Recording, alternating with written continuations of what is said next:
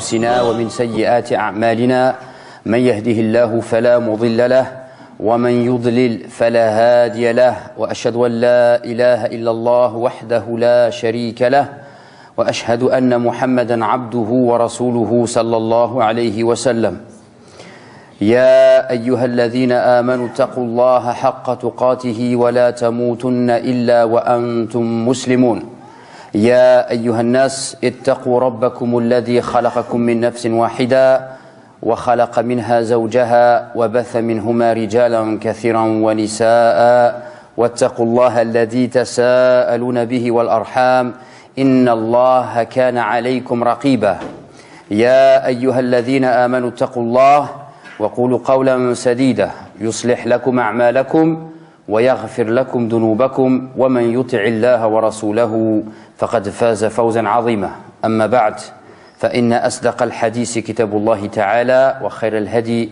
هدي محمد صلى الله عليه وسلم وشر الأمور محدثاتها وكل محدثة بدعة وكل بدعة ضلالة وكل ضلالة في النار أما بعد ربي اشرح لي صدري ويسر لي أمري واحلل عقدة من لساني يفقه قولي أيها الإخوة الأفاضل والأخوات الفضليات أحييكم بتحيات الإسلام تحيات من عند الله مباركة Assalamu alaikum wa rahmatullah. Donc c'était un honneur pour moi et un plaisir de me joindre à vous pour ce séminaire. Vous avez assisté à plusieurs conférences avec des conférenciers de qualité. Et bien sûr, je remercie les frères pour leur invitation, pour me permettre de m'exprimer devant vous aujourd'hui. Mais je les remercie aussi à la fois pour leur organisation et la qualité de leur accueil et la chaleur humaine et la fraternité qu'on a trouvée ici. Et je les remercie en plus pour le choix du sujet. Parce que je pense, avec l'expérience du terrain, que c'est parmi les sujets les plus importants et parmi les sujets qui vont réunir la communauté et qui vont unir les cœurs.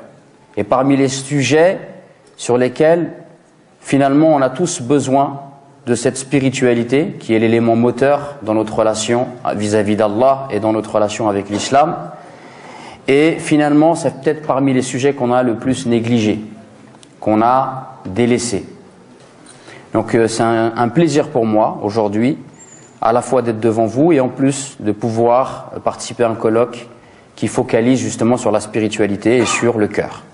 Donc la première conférence d'aujourd'hui, elle a été donnée par Rachid Haddash, le professeur Rachid Haddash, hafidahullah, et qui avait pour titre « Ma foi est malade ».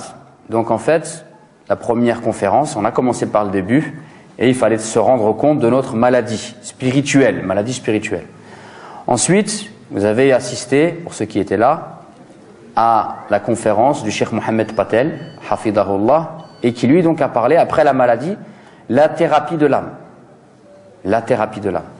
Ensuite, vous avez assisté encore avec un autre conférencier de qualité, masha'Allah, Cheikh Ahmed Sekkaki, qui lui a parlé, donc une fois qu'on veut essayer de se soigner, bien évidemment, il faut faire preuve de patience et il faut endurer.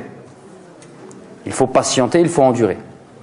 Et donc moi, on est à un niveau encore au-dessus, c'est comment on va faire pour entretenir cette foi naissante. Et quelles sont les causes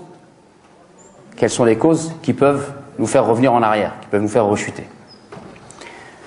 Donc, la première des choses quand j'ai eu à préparer cette petite conférence, je me suis aperçu que le sujet était très vaste et qu'il y avait énormément de choses à dire. Donc j'ai voulu choisir une méthodologie pour m'adresser à vous devant vous aujourd'hui. Et lorsque on m'a demandé d'intervenir et de me placer dans la peau d'un médecin. D'accord ? Et la médecine, c'est une science expérimentale. C'est-à-dire que le médecin, il apprend des choses à l'université, mais ensuite, il va développer ce qu'on va dire, par l'expérimentation, il va développer un savoir qui est lié à l'expérimentation. Suivant les patients qu'il a eus, comment ils ont réagi, il va développer tout un savoir expérimental. Donc c'est ce que j'ai choisi de faire moi. Et donc l'intervention que je vous propose aujourd'hui, elle est tirée de ce que j'ai observé. Alhamdulillah, j'ai la chance d'être impliqué dans les mosquées. J'assure le sermon du vendredi. Je donne des cours dans les quelques mosquées ici et là. Et donc, alhamdoulilah, on est confronté un petit peu au problème de la jeunesse. On voit un peu, notamment les gens, quand ils arrivent et qui veulent se convertir ou qui reviennent vers l'islam, comment ils évoluent. Parfois, ils avancent très vite, puis ils redescendent. Donc, je me suis basé un peu de cette expérience-là et de ce que j'ai observé sur le terrain pour aujourd'hui m'adresser à vous. Donc, dans mon intervention, je précise bien, c'est une intervention qui est tirée de mon expérience, de ce que j'ai observé aujourd'hui, depuis, on va dire, les années 2000 jusqu'à aujourd'hui. Donc, la première des choses, ce qu'il faut savoir, et ça c'est une qa'ida amma, c'est une règle générale, et ça il faut vivre avec cette règle-là tout au long de notre vie. C'est que peu importe votre état, peu importe notre état, que notre foi soit haute ou qu'elle soit basse, on a un ennemi. Et cet ennemi-là, il nous a déclaré la guerre, et il ne va jamais nous laisser tomber.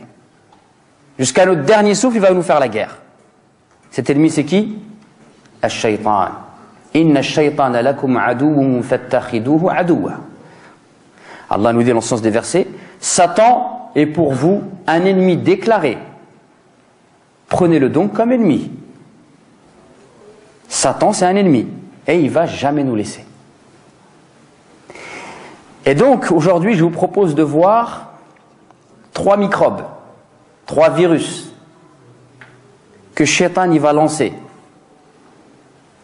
à celui qui à un moment donné dans sa vie il va avoir un élan de piété, un élan de foi. Shaitan il va lui envoyer principalement 3 virus.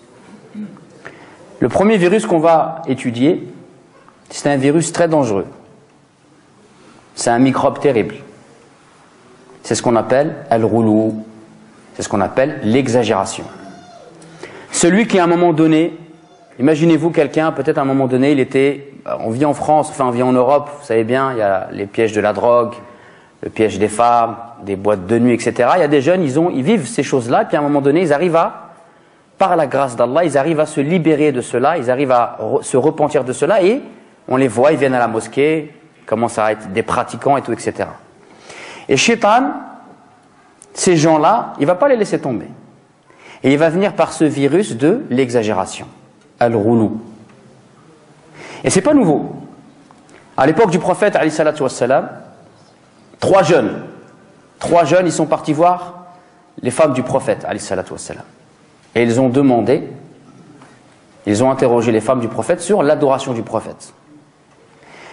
Et quand ils ont entendu les réponses, ils ont trouvé que c'était pas énorme. Ils se sont dit, regarde, ça c'est le prophète, il fait ça, donc nous, on n'est pas prophète, il faut qu'on fasse encore plus. Donc il y en a un, il a dit, moi, maintenant, je vais jeûner tous les jours. Tous les jours, je vais jeûner. Un autre, il a dit, moi, maintenant, toute la nuit, je dors plus, je vais prier toute la nuit. Et un autre a dit, moi, je me marierai jamais aux femmes. Et le prophète, lorsqu'il a entendu ça, il a réuni les gens, il est monté sur le minbar et il leur a dit, je suis parmi vous celui qui craint le plus Allah. Et pourtant, il y a des jours où je jeûne et des jours où je ne jeûne pas. La nuit, je prie une partie de la nuit, mais une partie de la nuit, je dors. Et je me marie aux femmes. Et celui qui s'écarte de ma voie ne fait pas partie des miens. Et donc ça, c'est la voie de quoi? De l'exagération. Justement, regardez, c'est des jeunes qui à un moment donné veulent aller vers la piété, veulent aller vers la droiture, mais ils sont poussés par de l'exagération. Et ça, l'exagération, c'est quelque chose qui est terrible. Ce qu'on appelle en arabe al-ghulou. D'ailleurs, le prophète nous dit « Iyyakum wal-ghulou fid din ». Faites attention à l'exagération dans l'adoration. Lorsqu'on parle de l'exagération, il y a une secte qui est apparue en islam. Le premier est apparu à l'époque du prophète, alayhi salatu wassalam, et de cette personne-là est sortie une secte qu'on a appelée Al-Khawarij. Al-Khawarij, lorsque le prophète a parlé d'eux, il a dit à ses compagnons, Al-Khawarij, c'est des gens, donc imaginez-vous bien, le prophète il parle à ses compagnons, il leur dit, si vous allez comparer votre prière à leur prière, c'est-à-dire vous allez comparer, vous mes compagnons, votre prière à la prière des Khawarij, votre jeûne au jeûne des Khawarij, vous allez trouver que votre prière, elle est naqsa, elle est moins bien que leur prière. Vous allez trouver que votre jeûne, il est moins bien que leur jeûne. C'est-à-dire que c'est des gens, al-Khawarij, c'est des gens, ils font beaucoup la prière. C'est des gens, ils lisent beaucoup le Coran. Donc c'est des gens, ils ont de l'ardeur et de la ferveur dans l'adoration. Et qu'est-ce qu'il dit le prophète lorsqu'il parle d'eux? Ils lisent le Coran, mais le Coran, il ne va pas dans leur poitrine. C'est-à-dire qu'ils lisent le Coran, mais ils ne comprennent pas. Et quand il a parlé d'eux, le prophète, qu'est-ce qu'il dit? Ce sont les chiens de l'enfer. Wal'iyadu billah. Et ces gens-là, qu'est-ce qu'ils ont fait? Pour vous donner un peu l'exemple de où peut amener l'exagération dans la religion. Ali ibn Abi Talib, vous connaissez Ali ibn Abi Talib, le 4e calife de l'islam. Il fait partie de la famille du prophète, c'est le cousin du prophète. Ali ibn Abi Talib, c'est le mari de Fatima, radiyallahu anha, la fille du prophète, alayhi wassalam. Ali ibn Abi Talib, il fait partie des 10 compagnons qui sont promis au paradis. Ali ibn Abi Talib, c'est un compagnon ajib, il n'a jamais adoré les statues. Ali ibn Abi Talib, il était connu pour sa sagesse, son courage. Omar ibn Khattab, radiyallahu anhu, lorsqu'il était émir, il ne rendait pas un jugement sans demander d'abord à Ali ibn Abi Talib. Donc vous imaginez la piété de cet homme, et le rang de cet homme, et la noblesse de cet homme. Un des Khawarij, il a attendu que Ali ibn Abi Talib il sorte pour aller faire la prière du Fajr. Et il est arrivé derrière lui et il l'a poignardé. Et quand il l'a poignardé, il a dit « J'ai enfin débarrassé le monde de cette souillure. » Regardez, subhanallah. Il va tuer quelqu'un de cette rang-là, mais par son exagération, il pense que ce qu'il est en train de faire, il se rapproche d'Allah Azza wa Jal. Vous imaginez le piège terrible. Et pour vous dire, cette personne-là qui a tué Ali ibn Abi Talib, les compagnons ils l'ont pris, lui ont coupé un bras. Et ils ont vu, il n'a pas eu de réaction. Ils lui ont coupé une jambe. Ils ont vu qu'il n'a pas eu de réaction. Et ils ont dit, on va lui couper la langue. Et quand ils ont voulu lui couper la langue, ils ont vu qu'il avait peur. Ils ont dit, ah, t'as enfin peur. Il a dit, non, c'est parce que je ne m'imagine pas une seconde sur terre sans avoir la capacité d'invoquer Allah. Regardez, subhanallah. C'est pas quelqu'un qui a de l'ardeur, ça, dans l'adoration? C'est quelqu'un qui a de l'ardeur. Mais l'ardeur, si elle n'est pas canalisée par la science, wallahi, l'ardeur, shaitan, il peut amener loin les gens dans l'égarement. Regardez celui-là, il a tué le 4e calife de l'islam, subhanallah. Donc, l'exagération, c'est une voie, parce que celui qui à un moment donné vient vers la droiture et vient vers la piété, il a cet élan, il a cette envie. Et Shaitan, il va essayer d'utiliser cette envie et cet élan pour pousser la personne dans l'exagération. Et l'exagération, c'est un virus qui va se développer d'autant plus facilement lorsqu'on va trouver une autre maladie qui est la maladie de l'ignorance.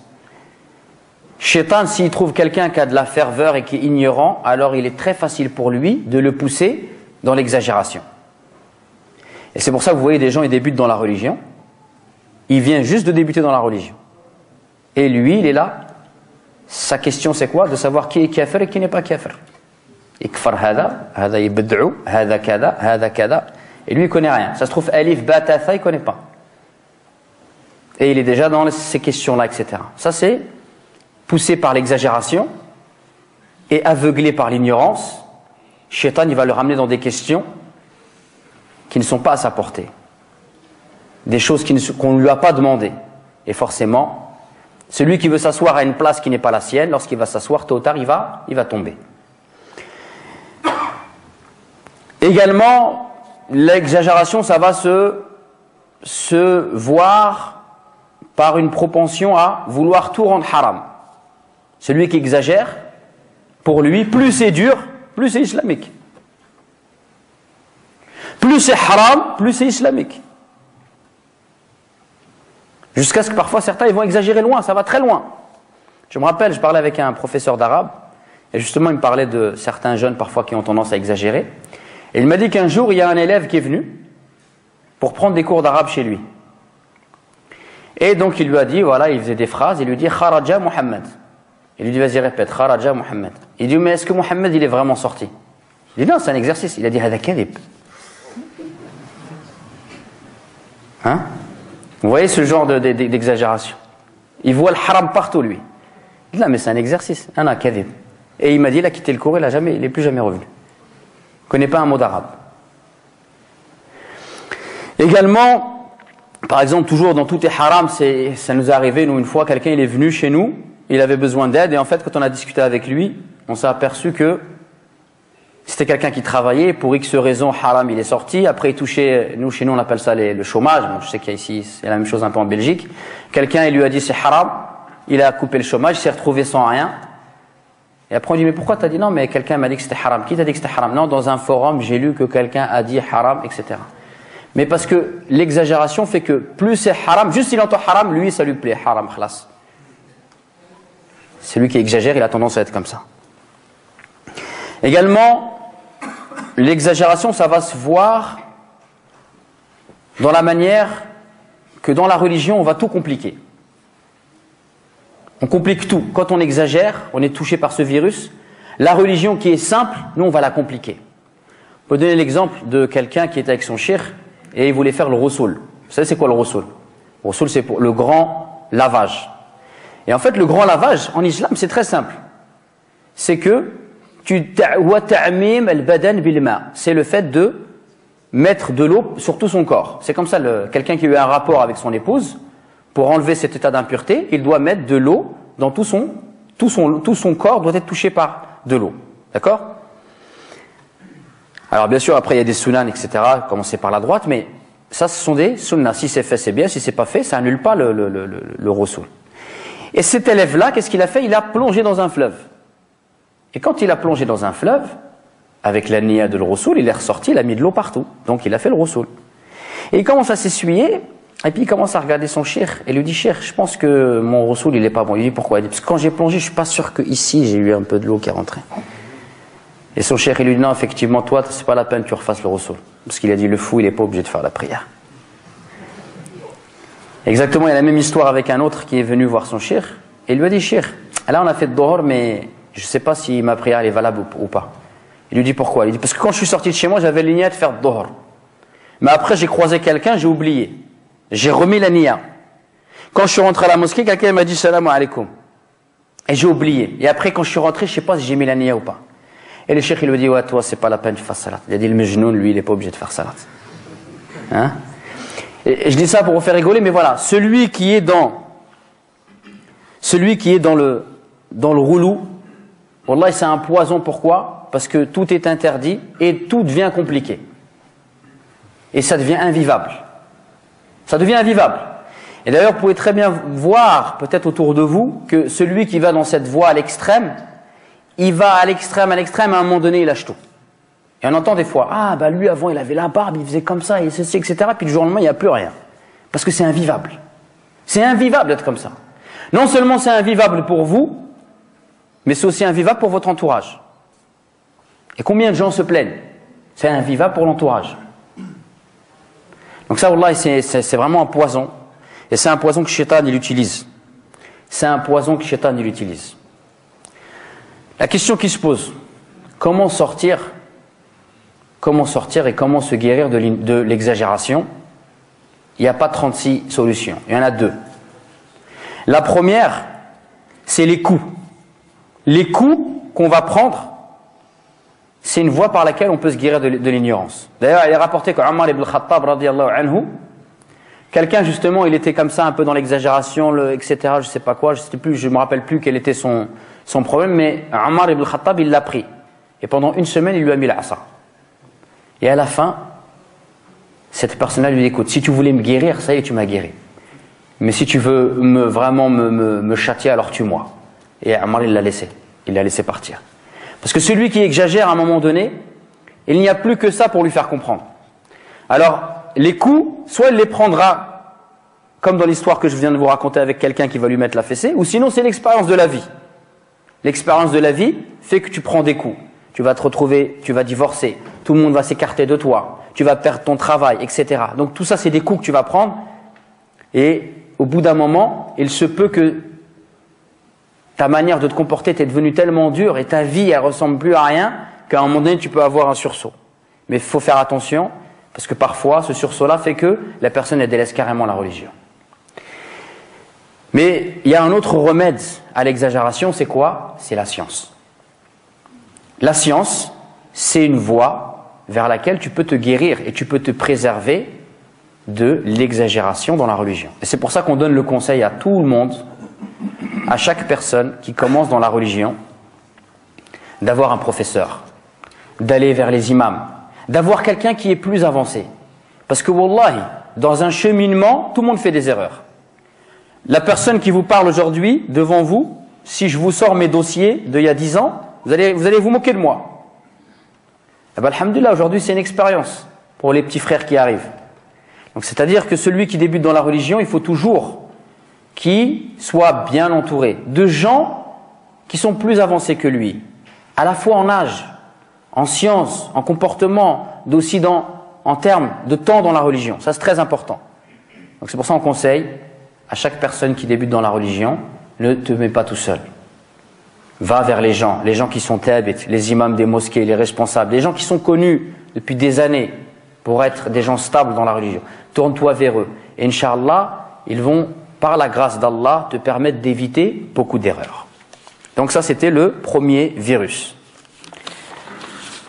Le deuxième virus, pour celui qui va à un moment donné avoir un élan de piété, un élan de foi, c'est un virus qui est terrible et qui touche beaucoup de personnes. Et ce virus-là, il est d'autant plus terrible, c'est que il vient petit à petit.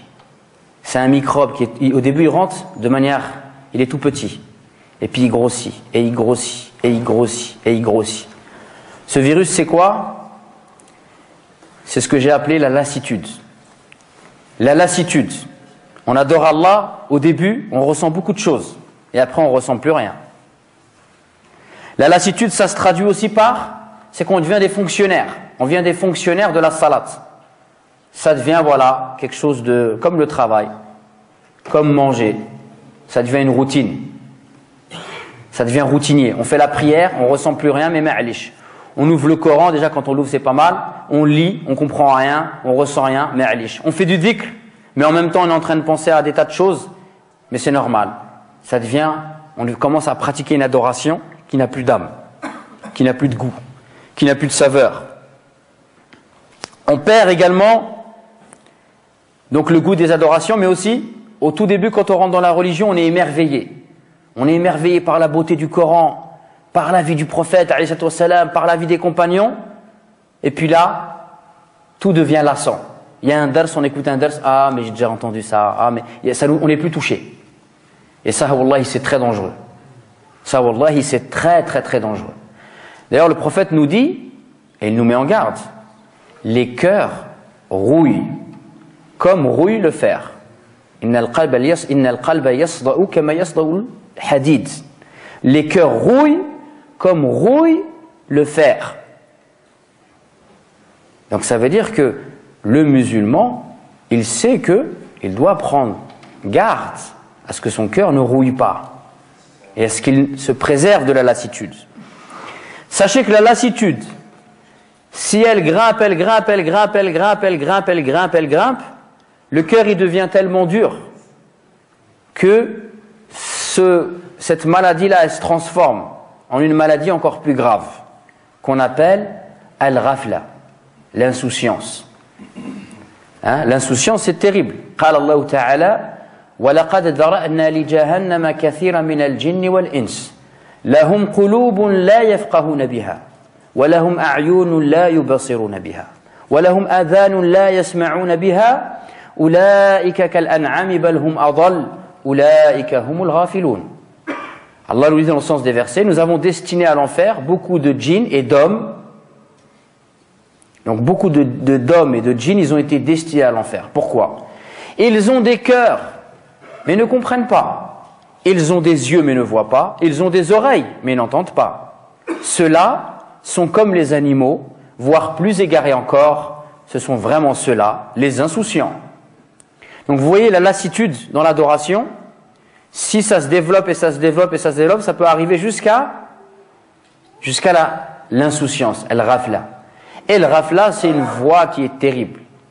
C'est une voie qui est terrible, puisque ton cœur il est dur. Et comme ton cœur il est dur, tu ne comprends plus, tu ne ressens plus. Allah il nous dit, ils ont des yeux mais ne voient pas. Est-ce que ça veut dire que s'ils vont aller chez l'ophtalmo, ils vont acheter des lunettes, ils vont voir? Non. Ça veut dire que le bien, ils le voient mal. Et le mal, ils le voient bien. La vérité, ils voient comme si c'était quelque chose de faux. Et le faux, ils le voient comme si c'était la vérité. Vous comprenez? Vous imaginez, c'est très grave. Ils ont des oreilles mais ils n'entendent pas. Les belles paroles, ils ne les entendent pas. Les beaux rappels, ils ne les entendent pas. Ils ne les entendent plus. Ce qui était sucré avant, les hadiths du prophète, les versets du Coran, ils ne les entendent plus. Vous imaginez un peu cet état?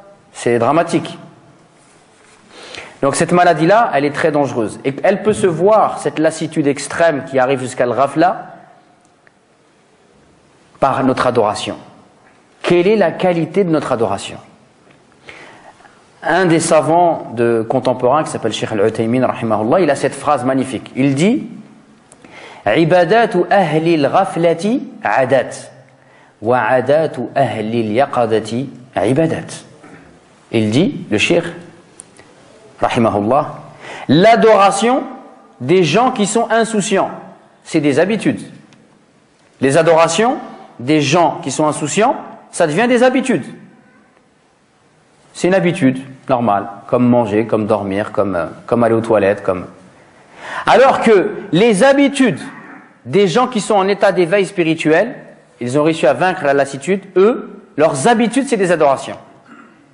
Subhanallah. Lui, quand il mange, c'est une adoration. Pourquoi? Parce qu'il mange avec la niya d'être en forme pour adorer Allah Azza wa Jal. Il va dormir avec la niya de se réveiller pour prier tôt le matin, et ainsi de suite. Donc les gens qui sont en état d'éveil spirituel, non seulement leurs adorations, elles ont du goût, elles sont belles, mais même leurs habitudes quotidiennes, ça devient des adorations.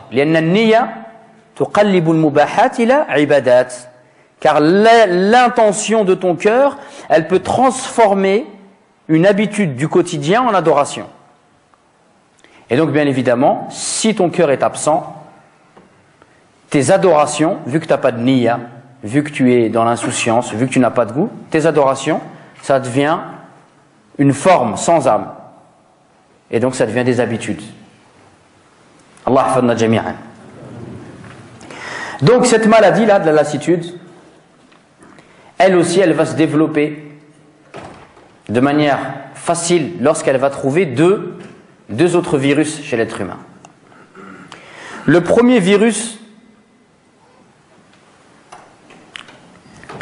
qui peut se trouver chez l'être humain qui va favoriser la lassitude, c'est le fait d'être superficiel. Ça veut dire quoi superficiel? Ça veut dire que on ne va pas au fond des choses. On ne va pas au fond des choses. L'islam, je connais, je prie, je jeûne, je verse la zakat, j'ai le pèlerinage une fois par an. Alhamdulillah, je connais l'islam. Je connais l'islam. La prière, je connais, tu mets tes mains là, tu dis Allahu Akbar, salam alaikum. Tawhid, je connais, ça se divise en 3. L'ikhlas, je connais, c'est facile. Et on est un petit peu comme ça aujourd'hui. C'est-à-dire qu'on connaît des notions comme ça, on a des petites notions ici et là, mais on ne les connaît pas en profondeur. Et même si après on va les connaître en profondeur, on ne s'est pas éduqué sur ces connaissances-là. Et ça, c'est une attitude qui est superficielle. Ça, c'est une attitude qui est superficielle. On lit des hadiths, on n'a rien compris du hadith. Mais alhamdulillah, on l'a lu, on a le baraka. On lit le Coran, on passe sur des mots pendant des années, on ne sait pas ce que ça veut dire. Mais ma'alish, alhamdulillah, j'ai lu le Coran. Ça, c'est être superficiel. Et donc, cette attitude superficielle, c'est une voie vers laquelle on va aller vers la lassitude. Parce que quand tu es superficiel, tu ne te rends pas compte de la grandeur des choses. Tu ne ressens pas la grandeur des choses. Donc, pour toi, tout devient facile. Ah, c'est facile. Je connais ça. Ah, ben ça, je connais. Ah, ben ça, je connais. Tu n'as jamais rien étudié, juste on dit un mot, je connais, c'est bon, je connais. Subhanallah. Allah Azza wa Jalla, lorsqu'il parle à son prophète, il lui dit Inna sanulqi alayka qawlan thaqila. Nous allons te révéler des paroles lourdes. Par exemple, l'ikhlas.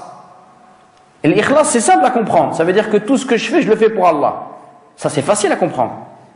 Mais vivre avec l'ikhlas, c'est autre chose. Vivre avec l'ikhlas, c'est autre chose.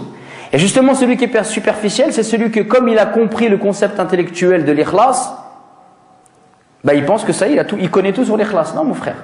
Mais l'ikhlas, c'est subtil. Dans un de ses livres, le Cheikh Saleh Al-Munajjid, il nous dit qu'il y a des savants, et se sont spécialisés toute leur vie uniquement dans l'enseignement de l'ikhlas. Tellement c'est subtil. Certains savants, ils disent, comme le grand imam Sufyan al-Thawri, « Ma alishtu shay'an ashaddu ilayya min niyyati » Je n'ai pas combattu quelque chose de plus dur pour moi que la pureté de mon intention. Toute leur vie. Donc regardez cette attitude superficielle, wallahi, c'est quelque chose de dramatique. C'est quelque chose de dramatique. Être superficiel notamment, c'est le fait de lire le Coran. Je lis mon hizb tous les jours, mais jamais je ressens quelque chose dans mon cœur. Al-Hassan al-Basri nous dit, lire un verset avec méditation, c'est mieux que de lire tout le Coran sans méditation. Un verset avec méditation, c'est mieux que de lire tout le Coran sans méditation. Et celui qui lit tout le Coran sans méditation, il est superficiel. Parce que le Coran, il n'a pas simplement été descendu pour être lu, mais il a été descendu pour être médité. Et la méditation, c'est quelque chose qui vient du cœur. Et cette relation avec le Coran, elle est importante. Elle est très importante pour le croyant. Ça, c'est quelque chose qui change la vie du croyant, qui change sa relation avec Allah, qui lui change sa perception des choses. Donc cette superficialité, le fait d'aborder l'islam en surface, de rester à la surface des choses, de ne pas comprendre les objectifs, de ne pas comprendre les sagesses, de ne pas ressentir la grandeur de l'islam, c'est une voie qui est terrible. Et c'est une voie qui va ramener les gens dans la lassitude. On est lassé, on n'a pas de goût dans l'adoration. Il y a un deuxième virus, un deuxième microbe qui va permettre à cette lassitude de se développer, c'est ce que j'ai appelé le manque d'ambition. Le manque d'ambition. Parce que souvent la personne, lorsqu'elle était dans les péchés, elle était dans les péchés. Lorsqu'elle arrive à couper les chaînes des péchés et qu'elle arrive dans le chemin de la foi, en fait, elle est juste à la ligne de départ. Elle est simplement à la ligne de départ. C'est comme sur une piste d'athlétisme, à la ligne de départ. Mais elle croit qu'elle est à la ligne d'arrivée. Elle croit que ça y est, elle a tout fait, elle a tout vu, elle a tout compris. Et ça, c'est un piège de Shaitan. Et donc, la personne qui croit qu'elle connaît tout, est-ce qu'elle va se sentir dans le besoin d'apprendre? Je vous pose une question. Non? Ah non, je crois que je sais tout, pourquoi vous voulez que j'apprenne? Je n'ai pas besoin d'apprendre, je connais tout. Et ça, c'est terrible. Et il faut savoir, mes chers frères, que dans la foi, il y a une qaïda, il y a une règle. Cette règle, c'est que ta foi, soit elle augmente, soit elle diminue. Mais elle ne stagne pas, elle ne reste jamais au même endroit. Soit elle augmente, soit elle diminue. Comment elle augmente?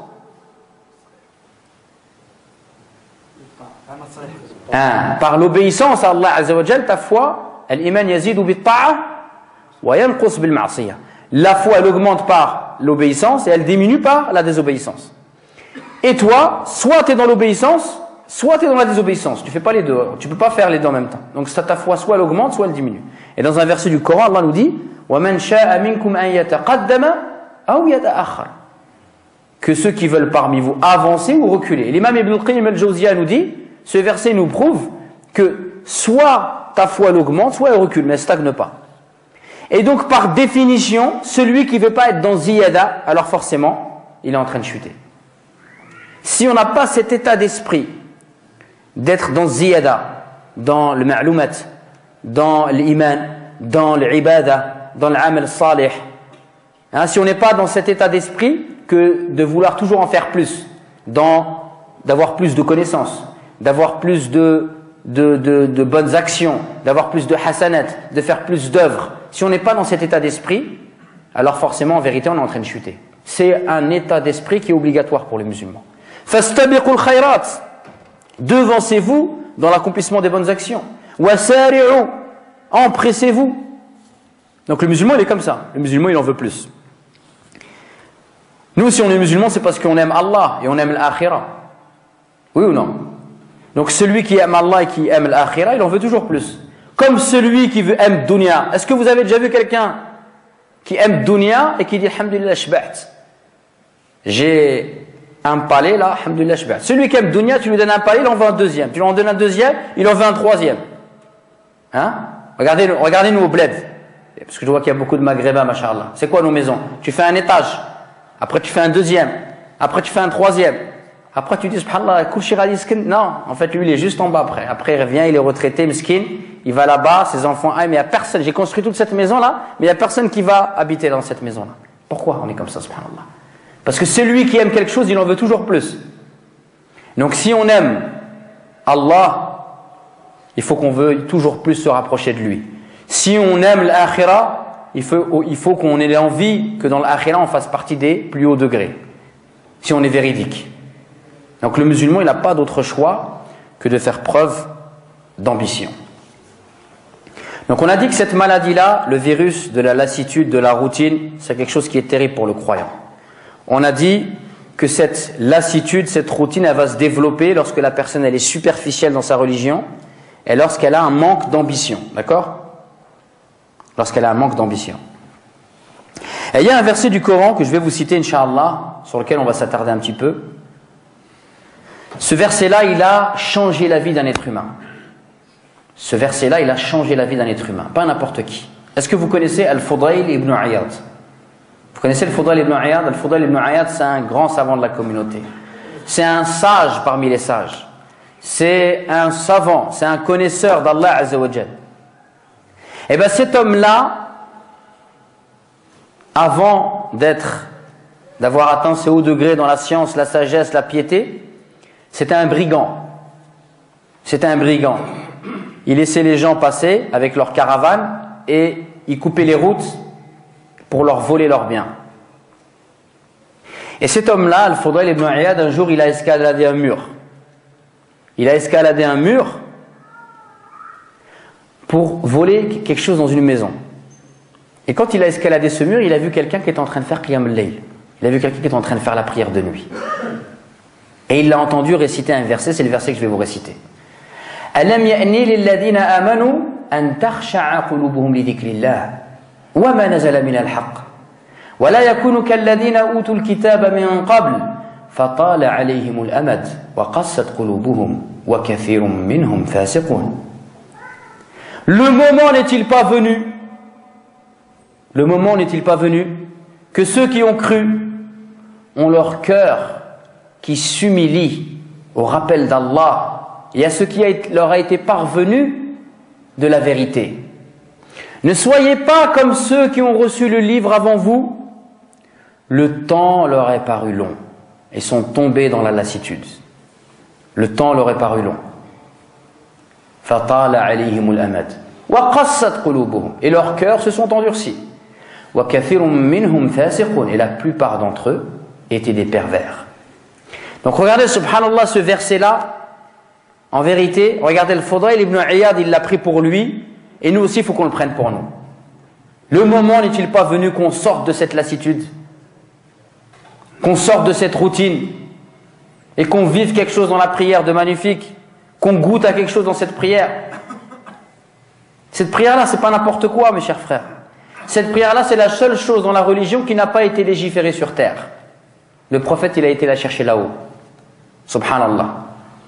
Et les savants, ils expliquent cette chose magnifique, essayez de méditer cette image.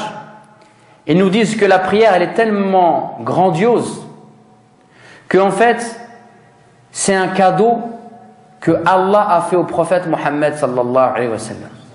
Et ce cadeau qu'il lui a fait, il a voulu lui faire lui-même directement. Il n'a pas envoyé Jibril, mais il a monté son prophète vers lui pour lui donner ce cadeau de la prière.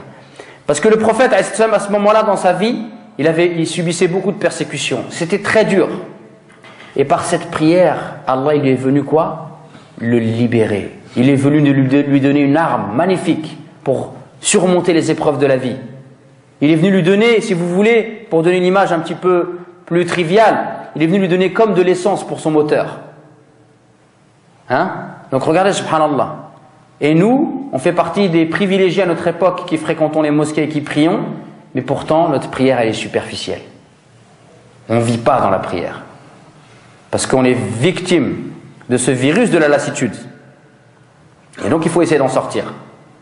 Ce verset que je vous ai cité, Alam ya'ni lilladhina amanu an takhsha'a qulubuhum li dhikrillah wa ma nazala min al-haqq wa la yakunu kalladhina utul kitaba min qabl fatala alayhim al-amad wa qassat qulubuhum wa kathirun minhum fasiqun. L'imam Ibn al-Qayyim al-Jawziyya nous rapporte que ce verset, il est descendu à l'époque du prophète alayhi wassalam, 4 ans après que les compagnons ont reçu la révélation. Parce que les compagnons, quand ils ont reçu la révélation, au début ils étaient frais. Et à un moment donné, ils sont retombés dans une lassitude, dans une routine. Et ce verset, il est descendu pour les réveiller. Pour les réveiller. Et donc, nous aussi, mes chers frères, il faut essayer de se réveiller par rapport à ça. Comment on va faire maintenant? Comment on va faire pour essayer de sortir de la routine et de la lassitude? À votre avis, je vous pose la question. Comment on pourrait faire? Pendant ce temps-là, je bois un verre d'eau. Je vous laisse réfléchir. Nous, en France, quand on va dans les mosquées, on pose des questions, les gens y répondent. J'ai remarqué, subhanallah, en Belgique, je me suis dit, les gens ils doivent être très éduqués, ils sont timides et tout, etc. Ou alors, ils ont des prédicateurs qui sont durs. Hein? Alors, si je vous pose une question, alhamdoulilah, il n'y a pas de problème pour répondre, même si vous ne dites pas quelque chose de juste, mais allez. À votre avis, comment on peut faire pour sortir de la lassitude? Moi, je veux dire la persévérance. La persévérance, نعم. سمعت كلمة جيدة من الأخ تجديد. نعم. هذه الكلمة الأولى المكتوبة في الورقات تجديد. نعم حفيظ. نعم. La première des choses, mes chers frères, c'est pareil, c'est une qaïda amma. Celui qui veut quelque chose, il demande à Allah. Ça, c'est la première des choses. Tu veux la sincérité, demande à Allah. Tu veux la crainte d'Allah, demande à Allah. Tu veux faire partie de ceux qui placent leur confiance en Allah, demande à Allah qui te donne la confiance en Allah. Pour tout, il faut demander à Allah Azza wa Jal. Hein? Ensuite, voilà, ce qu'il faut comprendre, et c'est pour ça que dans ce cours, il y a le kalima, l'entretien. L'entretien, c'est que le musulman, il est toujours dans tajdid. Il jaddid niya, il renouvelle son intention. Hein? Et la niya, l'intention, elle a besoin d'être renouvelée par essence, parce qu'elle change.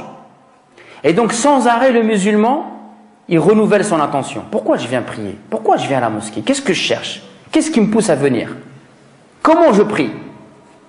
Pourquoi je lis le Coran? Comment je lis le Coran? Est-ce que je ressens? Donc, le musulman, il est sans arrêt comme ça. Il fait al-muhasaba, il se demande des comptes. Est-ce que j'ai été sincère quand j'ai fait ça? Est-ce que je l'ai bien fait? Est-ce que j'ai eu l'envie de le bien le faire? Qu'est-ce que je tire de ma prière? Est-ce que ma prière, elle m'apaise? Et donc, l'une des voies par laquelle on va réussir à sortir de la lassitude, c'est d'être dans cette tajdid, dans ce renouvellement, sans arrêt, de renouveler son intention. Également, le prophète, je vous ai dit tout à l'heure que le prophète nous disait les cœurs rouillent comme rouille le fer. Et en fait, il nous dit il y a deux choses qui peuvent nous permettre d'enlever la rouille, d'enlever la routine. C'est la première des choses de penser souvent à la mort. Wallahi, celui qui pense souvent à la mort, c'est une voie vers laquelle il va sortir de la lassitude. Shaitan, il vient, il t'a fait une piqûre, et va penser à la mort. Tu vas voir tout de suite, tu vas te réveiller. De penser souvent à la mort. De penser, tu es tout seul, tu t'isoles et tu penses à la mort. Tu penses qu'un jour on va te rentrer sous terre et on va t'enterrer. Subhanallah. Et également, une voie aussi qui permet de sortir de la lassitude, c'est la lecture du Coran. La lecture du Coran avec at-tadabbur. La lecture du Coran avec méditation, c'est une voie vers laquelle vous allez sortir de la lassitude. Et également, une des voies qui permet de sortir de la lassitude, c'est de faire du bien. De faire du bien autour de soi, d'être généreux, d'être gentil, de chercher à faire du khair autour de nous.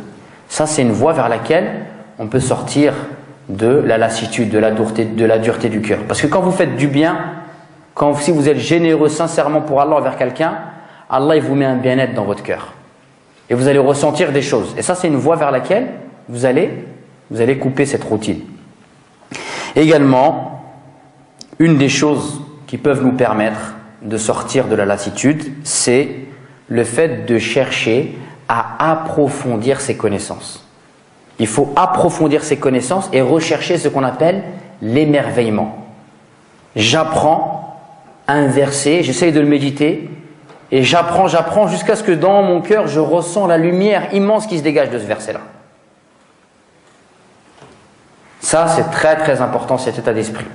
Et c'est pas forcément une science académique. Vous voyez, tout à l'heure, j'ai entendu le cheikh Ahmed Sekkaki qui parlait du japonais qui s'est converti à l'islam parce que il a vu que dans un verset, Allah il dit qu'il va brûler les gens et puis qu'une fois que la peau elle est cramée, il va faire venir une autre peau. Et en fait, cet scientifique japonais, il a vu que dans les études qu'en fait la douleur, à partir du moment où la peau elle est cramée, il n'y a plus de douleur. Et donc il a compris, subhanallah, pourquoi Allah il faisait revivre, il lui refaisait une autre peau, c'est pour qu'il y ait la douleur permanente. Parce que s'il n'y a plus de douleur, il n'y a plus de châtiment. Et donc regardez, cet homme-là, il a étudié ce verset et il s'est émerveillé, il s'est converti à l'islam. Donc nous aussi, mes chers frères, le trésor, le Coran, c'est une source inépuisable de sagesse, de lumière, de science. Hein, le Coran, c'est une source inépuisable de sagesse, de lumière et de science. Alors il ne faut pas qu'on soit insouciant par rapport à cela.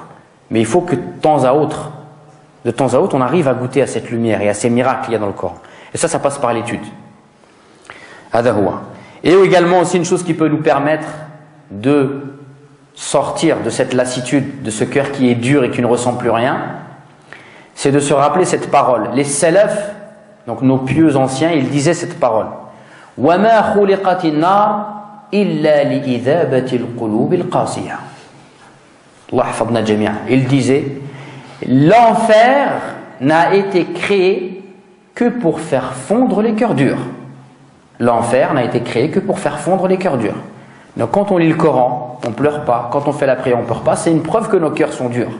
Donc quand on se rappelle qu'Allah n'a fait l'enfer que pour faire fondre les cœurs durs, ça doit nous donner l'envie de sortir de cette dureté du cœur. Donc, on a vu 2 maladies. C'est quoi les maladies qu'on a vues? La première, al-ghulou, la première maladie. D'accord? La deuxième maladie, c'est quoi qu'on a vu? La lassitude. Il nous reste encore une maladie. À votre avis, est-ce que quelqu'un il aurait une idée de maladie à nous soumettre dans le même état d'esprit?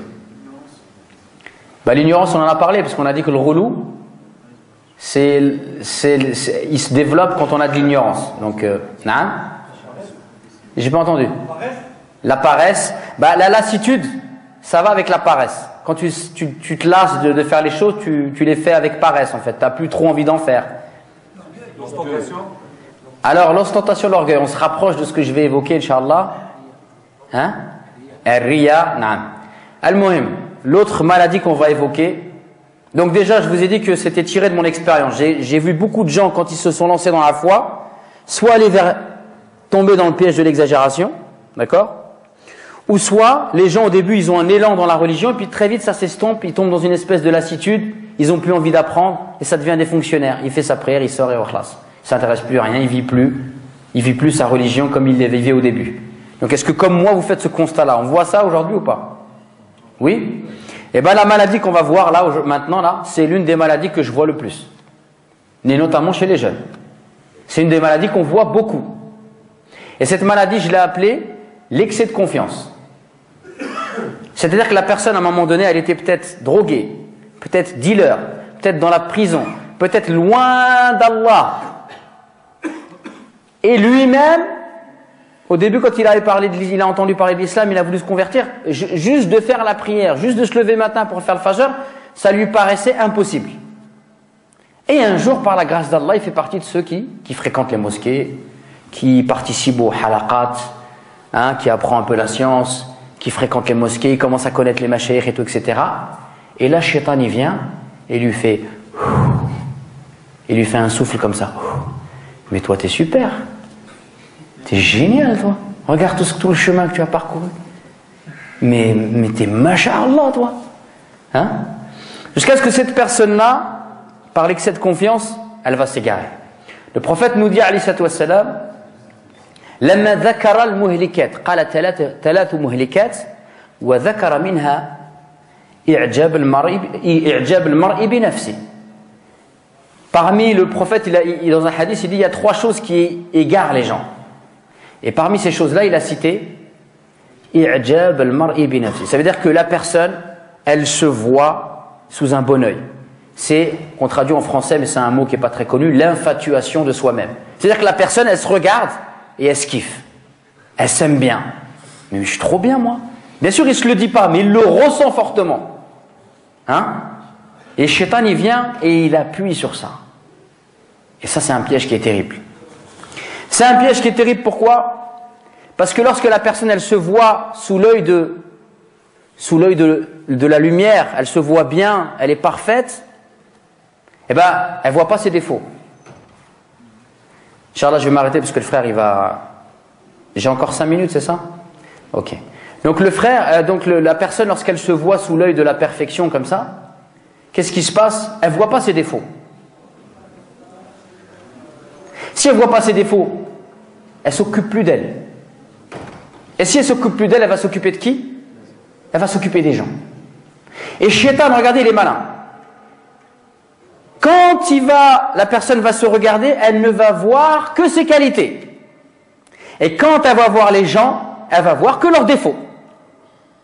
Parce que comme ça le conforte dans l'idée qu'il a de lui. Parce que quand il regarde les gens, il voit que leurs défauts, et ben il se dit, bah vraiment je suis bien moi. Regarde, tous les gens ils sont éclatés, ils sont tous égarés, connaissent rien, font rien.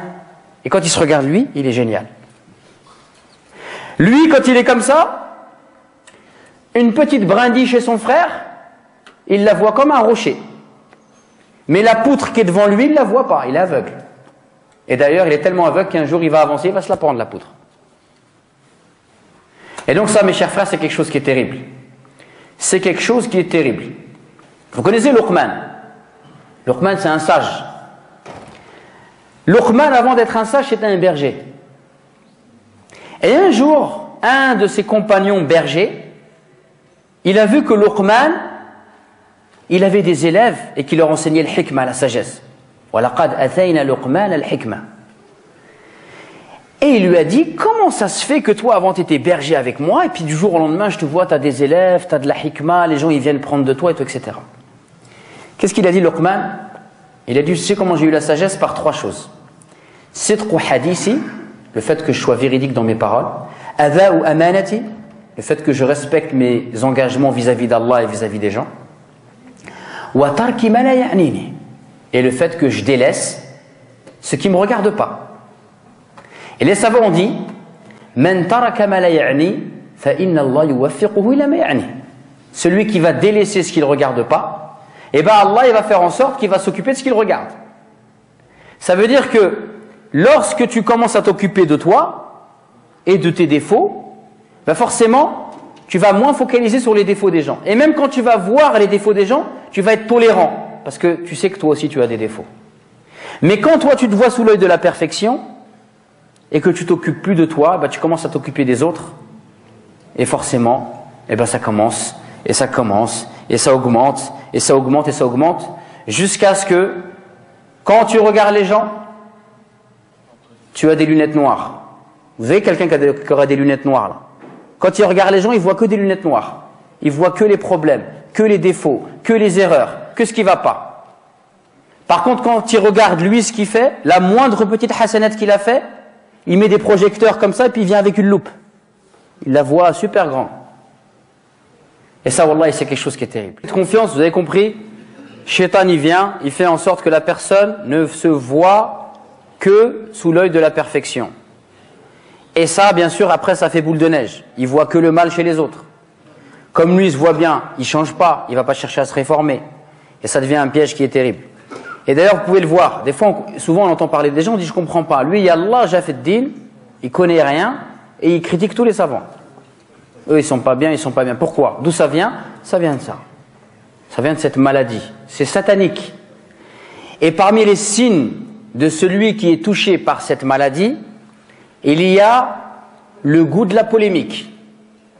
Celui qui est comme ça, il aime bien polémiquer. Puisque lui, il se voit parfait, et il n'y a pas de problème, il peut discuter avec tout le monde. Tout le monde est égaré pour lui.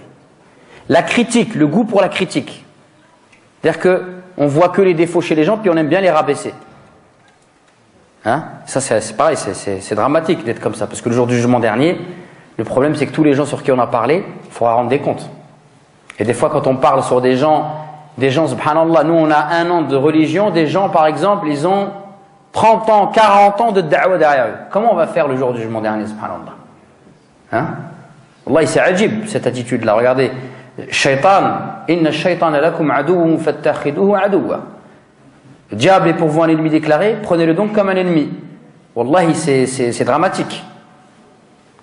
Lui, il a 40 ans de da'wah derrière lui, et toi, tu passes jour et nuit à le critiquer, à le rabaisser, voire à l'insulter, et toi, tu as 1 an.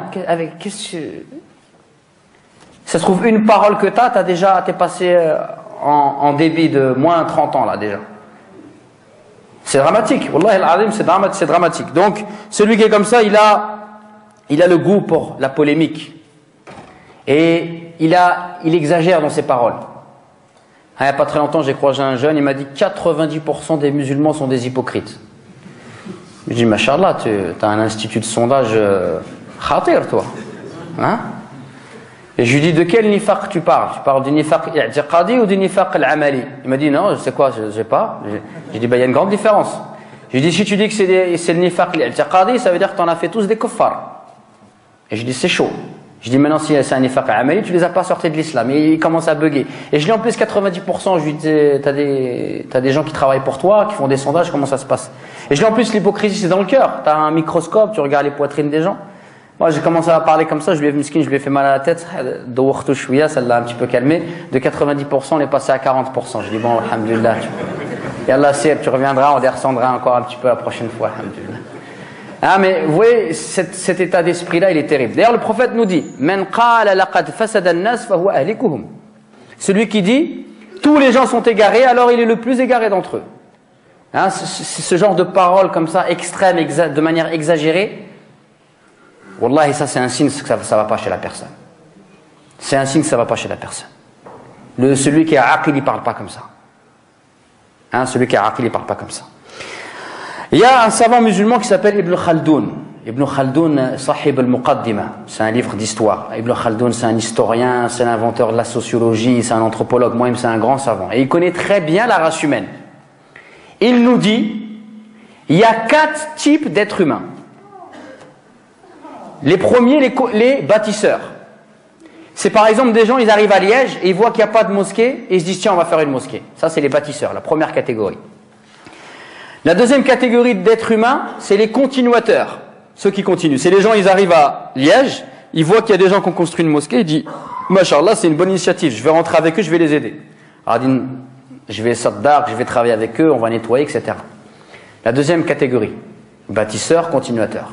La troisième catégorie, c'est les profiteurs. C'est les gens, ils arrivent à Liège, ils disent, Mashallah, il y a une belle mosquée, ils rentrent, ils prient, ils sortent. Ils donnent jamais rien, ils s'intéressent à rien. Ou dès qu'il y a quelqu'un qui se lève et dit les factures de la mosquée, il fait comme ça. Et il sort. C'est les profiteurs. Et la quatrième catégorie, c'est les pires, c'est les critiqueurs. C'est les gens, ils viennent, ils ont trouvé une mosquée avec de l'électricité, ça marche, l'imam, etc. Et ils rentrent et ils critiquent. Ah, l'imam, il est pas bien. Pourquoi ils ont fait ça? Ah, tout le temps, il retarde ça, là, de cela, il m'énerve. Ah, mais tout le temps, il est en train de râler, mais il fait rien. Ouais, il fait walou. Mais par contre, il critique. Et celui qui est comme ça, et vous avez qu'à observer autour de vous. Plus les gens, ils critiquent, et plus on s'aperçoit qu'en vérité, ils font rien pour les gens. C'est vrai ou c'est pas vrai, ça? Pourquoi ils sont comme ça? Parce que s'ils se permettent de critiquer, c'est que Shaitan, il a fait en sorte que eux, ils se voient, ils sont parfaits. Roi, il est au top 50, c'est le numéro 1. Donc il n'a pas besoin, lui, c'est normal qu'il critique, il peut critiquer les numéro 1. Hein? Ça nous est arrivé une fois, je me rappelle, dans une mosquée, donc ça arrive souvent dans les mosquées, vous savez bien, on n'a pas de fonctionnaires, tout, etc. Donc, subhanallah, il y a 365 jours par an. Il y a 5 prières par jour. Donc si on multiplie 5 fois 365, on est à plus de 1500 fois. D'accord? Donc 1500 fois, tu as des gens, ils viennent, ils ouvrent la mosquée. Une fois, il s'arrive que, voilà, celui qui ouvre la mosquée, il est malade, les gens, ils n'ont pas fait attention. Celui qui vient ouvrir la mosquée, ils arrivent en retard. Et t'en as toujours un qui est là. Ah, qu'est-ce que tu fais là? Ils sont pas venus ouvrir, ils sont là. Aucune rahma, rien. Alors que tous les autres fois, c'était ouvert, il est rentré, il la trouve ouverte, il a jamais dit merci. Mais cette fois-là, c'est obligé, c'est plus fort que lui, il faut que ça sorte. Et en plus, après, une fois, je me rappelle, c'est arrivé comme ça, je lui dis, écoute, ceux qui viennent ouvrir la mosquée sont bénévoles. Si toi, tu as du temps, on te donne les clés, tu viens ouvrir. Il m'a dit, non, moi, je ne prends pas cette responsabilité, ça va pas, quoi. Je vais être tout le temps en retard. Non, subhanallah. Hein? Donc voilà, mes chers frères. Cette maladie-là de l'excès de confiance, wallah, c'est un poison également. Et maintenant, on va voir, Inch'Allah, comment faire pour essayer de se préserver de ce poison. Déjà, la première des choses, pour se préserver de cela, il faut savoir que tout ce qu'on fait de bien, on ne le fait que par la permission d'Allah Azza wa Jal. On est venu aujourd'hui, on a assisté à un dars, moi je suis venu aujourd'hui et j'ai parlé devant vous, j'ai réussi à faire ça que parce qu'Allah il l'a permis. Il me l'a permis. Si Allah il n'avait pas voulu, j'aurais pas fait ça. On va prier l'Isha.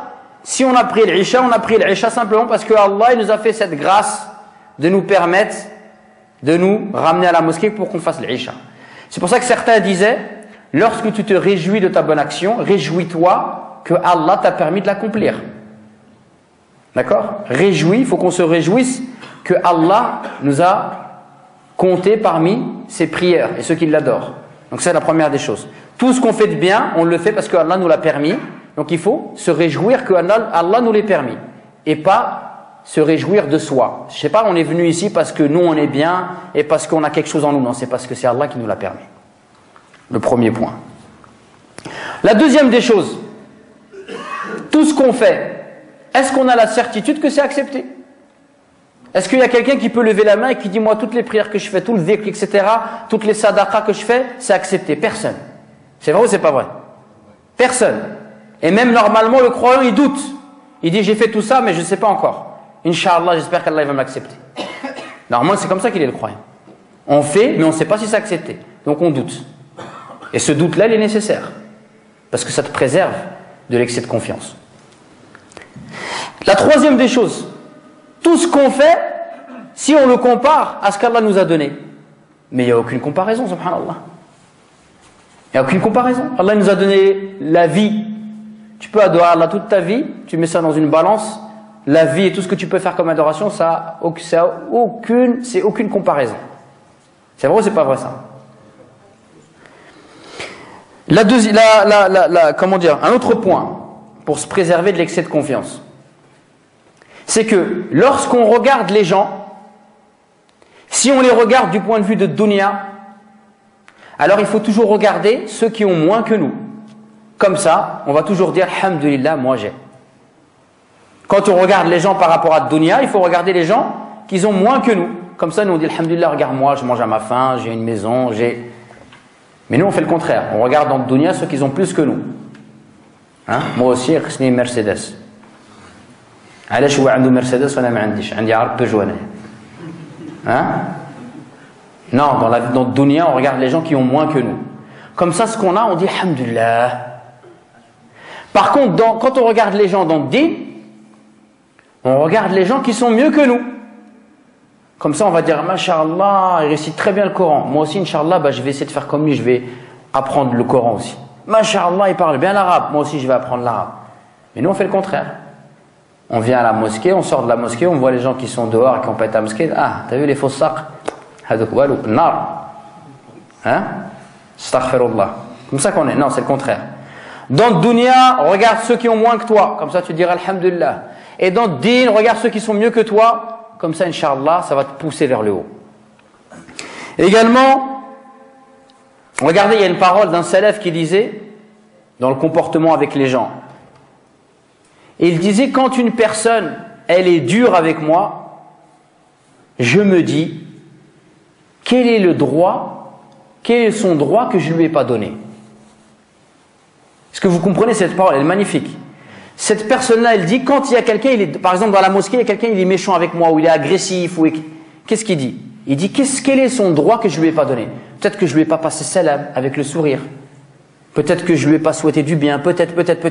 Donc regardez cette personne-là, subhanallah, quand il voit quelqu'un qui n'est pas bien avec lui, qu'est-ce qu'il fait? Il se remet en question. Il dit peut-être que moi, j'ai pas fait.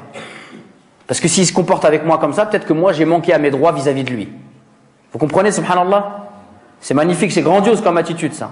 Nous c'est le contraire. Il y en a, il nous regarde de travers, il dit le hak, comme tu dis le hak, double. Hein? Il kharajak le bougnat, kharajléum juge. Ah, c'est pas comme ça. C'est le contraire. Tu vois quelqu'un, peut-être, dis-toi, peut-être qu'il est faible dans sa religion. Il faut inverser la tendance. Hein? Également, il y a une personne qui disait, alors regardez, subhanallah, il disait, quand je vois un jeune à la mosquée, je me dis, il est mieux que moi. Parce que comme il est plus jeune que moi, il a fait moins de péchés que moi. Et quand je vois quelqu'un qui est plus âgé que moi, je me dis il est mieux que moi, parce que comme il est plus âgé que moi, il a fait plus de hasanat que moi. Regardez, subhanallah. At-tawadu', l'humilité avec les gens. Alors qu'on a vu l'excès de confiance, c'est le contraire. Lui, dès qu'il voit quelqu'un, il est khal, il voit noir, c'est zéro. Et ça, c'est très important comme attitude. Très très important comme attitude. Également, il y a cette parole de Ali ibn Abi Talib dans laquelle il nous dit إذا أراد الله بعبده خيرا فقهه في الدين وزهده في الدنيا وبصره بغيوب نفسه. Lorsque, donc Ali ibn Abi Talib, la personne que j'ai citée tout à l'heure, radiyallahu anhu, il nous dit lorsque Allah il veut du bien pour une personne, faqahahu fi ddin, il lui donne la compréhension de la religion. Il fait de lui un ascète, c'est-à-dire que c'est quelqu'un, il n'est pas attaché à la dunya, il se contente de ce qu'il a. Et la troisième des choses, il l'éclaire sur ses défauts. Regardez ça, c'est un ilm. Quant à la connaissance de tes défauts, wallahi, c'est un ilm que tu as. Et c'est un ilm que Allah t'a donné. Et ça prouve que tu t'es pas fait aveugler par shaitan. La'anatullahi alayh. Donc prendre conscience de ses défauts, wallahi, c'est un grand bienfait. Et donc le musulman, normalement, c'est comme ça qu'il est. Il se dit, quels sont mes manques? Et il est franc avec lui-même. Il se pose cette question-là. Et quand il fait cette question-là, Inch'Allah, il va se préserver de l'excès de confiance. Et également, regardez, c'est méditer sur cette parole de Ibn Ata, rahimahullah, il nous dit une désobéissance à Allah qui entraîne un repentir sincère vaut mieux qu'une obéissance qui entraîne de l'orgueil. Vous comprenez cette parole magnifique? Une désobéissance à Allah qui entraîne un repentir sincère vaut mieux qu'une obéissance qui entraîne de l'orgueil. Donc voilà les trois maladies. Est-ce que j'ai encore un peu de temps, non? Ouais. Et les trois virus qu'on peut observer à notre époque, beaucoup, dans lesquels beaucoup se font piéger. Donc le premier, on a dit, l'exagération. Lorsque la personne elle se lance dans la religion et qu'elle a un élan de foi et de piété, Shaitan il essaye de le tirer vers l'exagération. Inch'Allah. On a dit également qu'il y a autre chose aussi, un danger. Lorsqu'on a un élan de piété au début, on ressent des choses, on ressent les saveurs de la prière, on ressent une foi qui est forte, et puis très vite après ça retombe.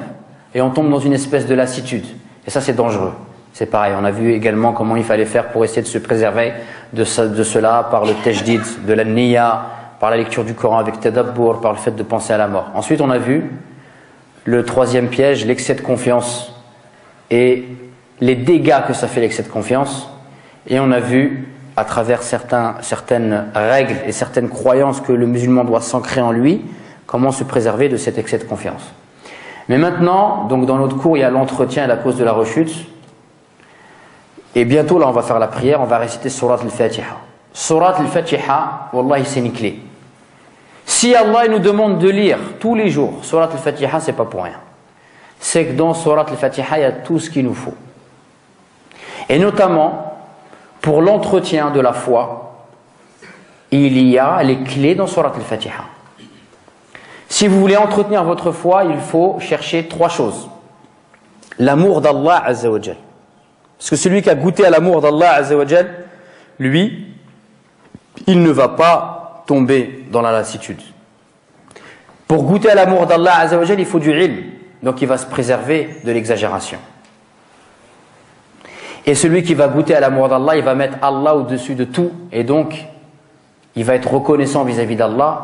Et ça va le préserver de l'excès de confiance. Et de le fait d'être imbu de sa personne. Quand on récite Surat al-Fatiha, qu'est-ce qu'on dit?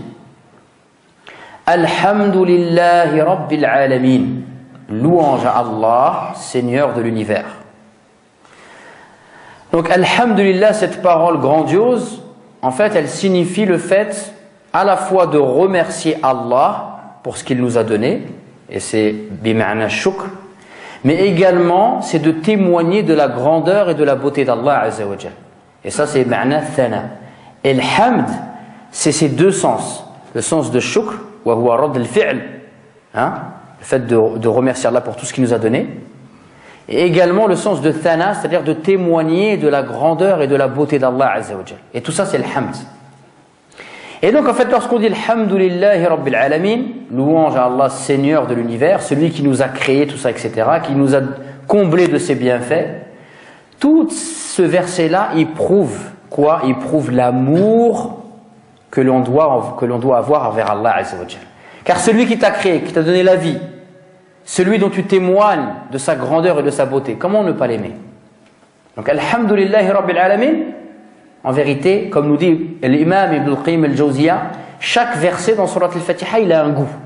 Et le goût d'Alhamdulillahi Rabbil Alamin, c'est l'amour d'Allah Azza wa Jal. Et l'entretien de la foi passe par le fait d'entretenir cet amour, de goûter à cet amour, de le développer par la connaissance d'Allah, par la connaissance de ses noms, de ses attributs, par la connaissance de sa religion. La deuxième chose, c'est quoi? C'est l'espoir. Entretenir sa foi, c'est développer l'amour d'Allah, et de l'amour d'Allah, il va découler l'espoir. L'espoir de bénéficier de la miséricorde d'Allah Azza wa Jal. Car on est tous faibles, et notre adoration, elle sera toujours perfectible. Et cet espoir, il est nécessaire pour avoir une certaine sérénité dans la foi. Et lorsqu'on dit Alhamdulillahi Rabbil Alamin, Ar-Rahman Ar-Rahim, le tout miséricordieux, le très miséricordieux. Ce verset, il a la saveur de l'espoir. On espère tous bénéficier de la miséricorde d'Allah Azza wa Jal. Oui ou non? Hein? Et la troisième chose, c'est quoi? Maliki Yawmiddin. Qu'est-ce qui vous inspire ce verset? Al-Khawf, le jour du jugement dernier. Le jour où on va être devant Allah Azza wa Jal.